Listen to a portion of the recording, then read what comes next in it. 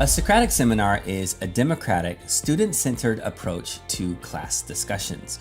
It can work at any grade level with any subject area.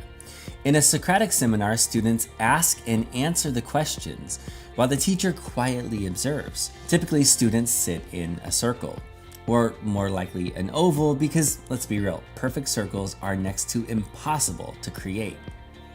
Here they face one another. There's no need to raise hands or call on names. This is an open dialogue. Unlike a traditional classroom discussion where most questions and answers run through the teacher, a Socratic seminar is interconnected. Here, students are empowered to own the discussion process. They gain empathy and learn how to see multiple perspectives. They become better listeners while also finding their voice. They engage in information literacy. Often they participate in systems thinking. They improve in their critical thinking as they use evidence to support claims.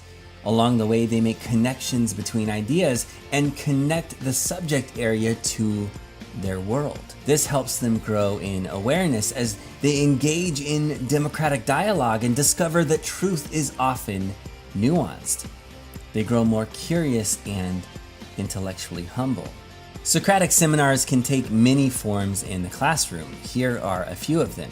You might do the giant circle approach. Students sit together in a large circle, desks are pushed all the way back, and there's no physical barrier between the students. Or you could do the so-called fishbowl approach. Arrange an inner circle where students have the Socratic seminar discussion and an outside circle with observers who take notes. Another option is the roundtable approach. Unlike the fishbowl, students gather around a singular roundtable where they can lean in and discuss ideas. This works well for smaller class sizes. Or you might break it into multiple Socratic seminars so that students can speak up in smaller groups. Or you could even offer an online Socratic seminar with the use of a text-based chat. So what does a Socratic seminar actually look like? Well, here's an example. In phase 1, you explain the process. In phase 2, you set the parameters by reviewing norms. Note that these first two phases are often fast. In phase 3, you prepare your students for the Socratic seminar. You might do a concept attainment mini lesson, run an experiment, and review vocabulary. Your students might do some reflective writing, watch a video, listen to a podcast, or engage with a mentor text. In phase 4, you start the Socratic seminar.